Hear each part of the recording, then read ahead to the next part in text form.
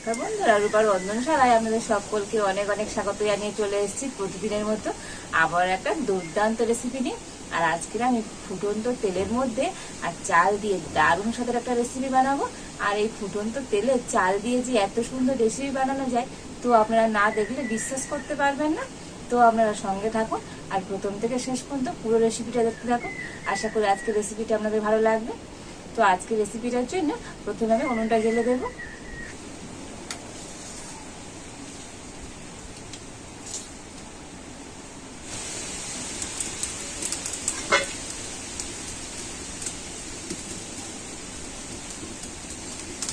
তো কড়াতে আমি প্রথমে দিয়ে দেবো সাদা তেল।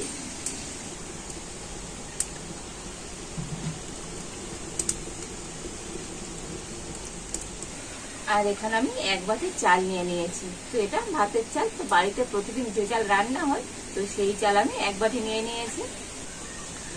তো আপনারা চাইলে দেরাদুন রাইসও নিতে পারেন, তা না হলে আমার মতো এরকম ঘরোয়া চাল দিয়ে আজকে রেসিপিটা বানাবেন। তো বন্ধুরা দুর্দান্ত হবে। তো তেল গরম হয়ে গিয়েছে, তবে তেল কিন্তু খুব ভালো মতো গরম করে নিতে হবে। আর এবার একটা আমি বড় ছাঁকনি নিয়েছি, এই ছাঁকনিটা এখন তেলের উপর আমি দিয়ে দিচ্ছি।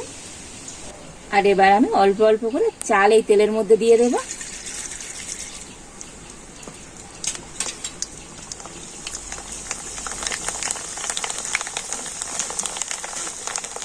আর খুন্তিতে কিন্তু এইভাবে নাড়াচাড়া করে নেব।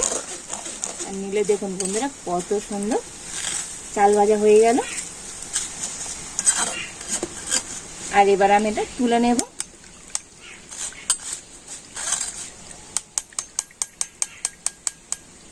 তো এখানে আমি একটা প্লেটের মধ্যে টিস্যু পেপার নিয়েছি, তার মধ্যে চাল ভাজাটা দিয়ে দিচ্ছি।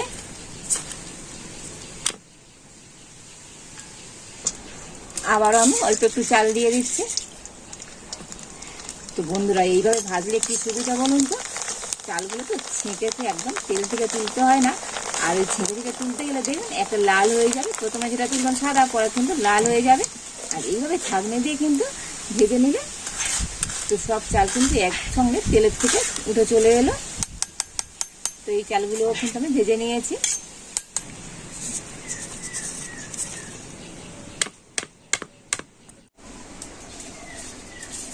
আর এইভাবে বাকি চালগুলো আমি ভেজে নিচ্ছি। তো দেখুন সমস্ত চালগুলো ভেজে নিয়েছি, আর এগুলো একটু ঠান্ডাও করে নিয়েছি। আর এখন আমি একটা নিয়েছি মিক্সি জার। আর এখন আমি ভেজে নিই আর চালগুলো মিক্সি জারের মধ্যে দিয়ে দিচ্ছি।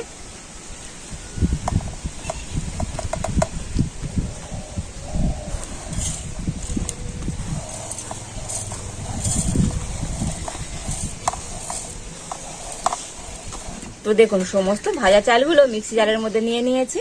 আর এখন আমি এই চাল ভাজাগুলো মিক্সিতে গুঁড়ো করে আনবো।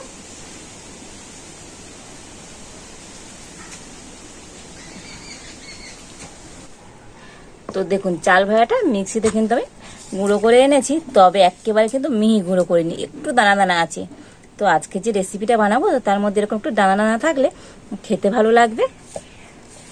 আর এখন আমি গুঁড়ো করা চাল ভাজাটা একটা প্লেটের মধ্যে নিয়ে নিচ্ছি।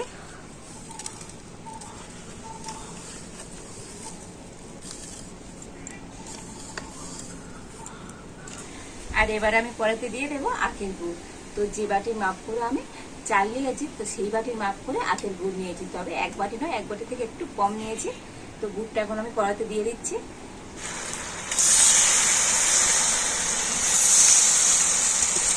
তো আমি এখানে আখের গুড় নিয়েছি, তো আপনারা আখের গুড়ের পরিবর্তে কিন্তু এখানে চিনিও ব্যবহার করতে পারেন। আর ওই একই বাটি মাপ করে নিয়েছি এক বাটি নারকেল গুঁড়ো, দিয়ে দিচ্ছি।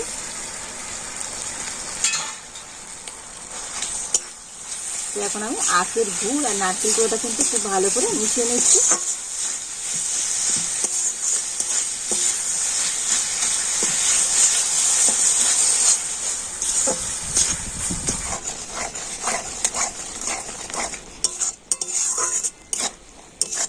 নারকেল গুঁড়ো আর আখের গুড়টা কিন্তু আমি 5 মিনিট একটু ফুটিয়ে নিয়েছি। আর এবার আমি দিয়ে দেবো গুঁড়ো করে রাখা ভাজা চালটা।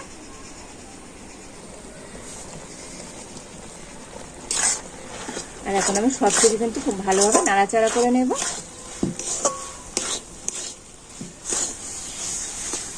তো নাড়াচাড়া করে একটা শক্ত ডো তৈরি করে নেব। আর এইভাবে নাড়াচাড়া করে এটা একটা শক্ত ডো তৈরি করে নেব। তো দেখুন নাড়াচাড়া করে তো এটা একটা শক্ত মতো তৈরি করে নিয়েছি। আর এর বেশি কিন্তু শক্ত করবো না, কারণ এটা ঠান্ডা হয়ে গেলে আর একটু টাইট হয়ে যাবে। আর এখন আমি এটা নামিয়ে নেব।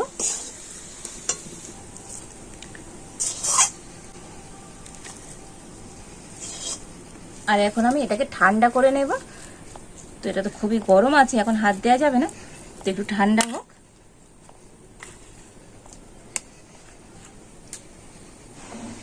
আর এই মিশ্রণটা কিন্তু এখন ঠান্ডা হয়ে গিয়েছে। আর আমি হাতে একটু ঘি লাগিয়ে নিচ্ছি।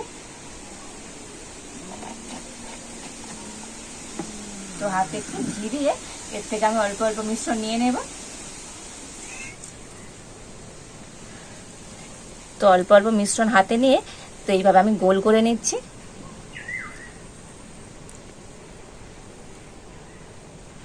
তো দেখুন এই একটা তৈরি করে নিয়েছি।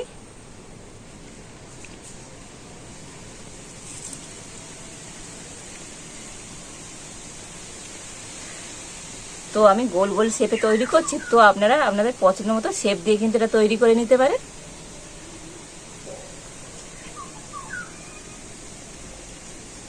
আর দেখলেন তো বন্ধুরা, আজকে আমি ফুটন্ত তেলের মধ্যে চাল দিয়ে কত সুন্দর নাড়ু তৈরি করে ফেললাম। তো এগুলো কিন্তু আমি নাড়ুই বানাচ্ছি, কত ঝটপট কিন্তু হয়ে গেল। আর এই নাড়ুগুলো তো খেতে তো বন্ধুরা দুর্দান্ত স্বাদের হয়। তো আপনারা বাড়িতে একবার আমার মতো হলেও এইরকম ফুটন্ত তেলে চাল দিয়ে আর এই নাড়ু বানিয়ে দেখবেন বন্ধুরা, বাড়ির বাচ্চা থেকে বড় সবাই কিন্তু খুশি হয়ে যাবে। আর এইভাবে সমস্ত নাড়ুগুলো আমি তৈরি করে নেব। তো দেখুন এই সমস্ত নাড়ুগুলো আমি তৈরি করে নিয়েছি। আর এক বাটি চাল দিয়ে তো বন্ধুরা কতগুলো নাড়ু হয়েছে দেখুন। আর দেখুন বন্ধুরা এই নাড়ুগুলো তো কতটা সুন্দর হয়েছে, দেখেছেন তো কতটা নরম হয়েছে, অসম্ভব মজার হয়েছে এই নাড়ুগুলো। তো আপনারা বাড়িতে আমার মতো করে এই ফুটন্ত তেলে চাল দিয়ে আর এইভাবে নাড়ুটা বানাবেন। নাড়ুটা তো বন্ধুরা দারুণ টেস্টি হবে।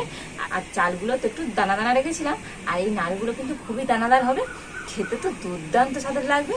তো আপনাদের বাড়িতে যখনই মিষ্টি খেতে ইচ্ছা হবে, তো বাড়িতে আপনারা ঝটপট কিন্তু এইভাবে মিষ্টি বানিয়ে খেতে পারেন। তো বাড়িতে বানালে কেমন হয়েছে তো কমেন্ট করে জানাবেন। আর আজকে রেসিপিটা ভালো লাগলে তাহলে লাইক করে দেবেন, আর সবার সাথে প্রচুর প্রচুর করে শেয়ার করবেন। আর আমার চ্যানেলটাকে সাবস্ক্রাইব করে পাশে থাকবেন। তো আজ এই পর্যন্ত, আপনারা ভালো থাকুন, সুস্থ থাকুন, দেখা হচ্ছে নতুন কোনো একটা রেসিপি নিয়ে।